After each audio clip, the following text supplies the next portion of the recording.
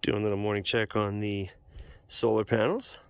They are doing great. This is our high-tech way of seeing if the batteries are doing good. Oh, yep, they are creeped up into the good. All right, so we came up to the spring. I don't know if you can see the quad up there. Yep, there it is. We're finding all these volcanic, oh, I can't remember what the stone is called, but that's from like a splatter. This one here, when it hit the ground, it's kind of neat. Then we've got a bunch of cows down by the spring. Found a bunch of cow bones. So this is kind of a yeah, this is kind of a spring here this time of year. Not much water, but for out in the desert, it's a good little bit.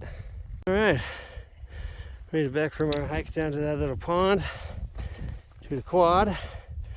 There's my honey. Headed back to the homestead. Okay, back from our ride. I'm gonna work on getting the swamp cooler put together. So I've got my pads. That's a bucket or grading thing for the pump. Keeps large debris from going through it.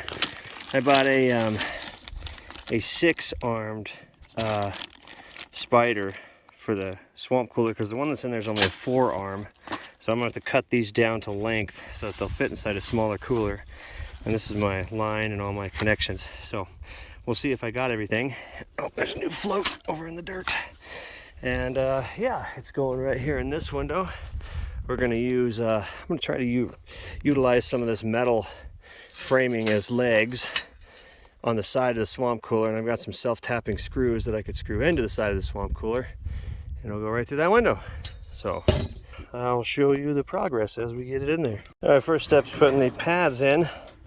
I bought ones that were a different size so that I could double them up to get more moisture collected in the pads at a time for a cooler experience. There's one down. 2 more to go. All right, got all 3 of those done. Now we're gonna work on the spider. So this is the spider that was in there. Just 3 spouts. We want more than that. Now that's a spider. We have 1, 2, 3, 4, 5, 6, 7 different spouts putting water to the pads instead of just 3. I got the swamp cooler mounted, new pump put in up to there, new float. So now I just got to close up the gap above it with some plywood, put the sides back on, and then figure out how to plumb it. I'm gonna bring just a little hose off, and then up here on those rails there, I'm gonna do a board across it. I'm gonna put a couple 15-gallon water tanks up there, and it's gonna gravity feed down into the side of the swamp cooler. And I'm gonna buy a little 110 or maybe 12-volt pump so I can go fill a couple containers and pump the water up to those containers, and then it will gravity feed down to the swamp cooler. So yeah, that's that.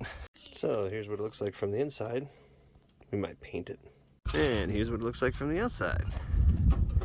So yeah, I'm obviously gonna have to get some caulking or something and kind of waterproof that for when it rains, because it does rain out here, believe it or not. And yeah, after tomorrow's my son. Won't be doing much on it tomorrow, but the day after that, sometime this week, I'm gonna be getting those barrels and plumbing it in for water.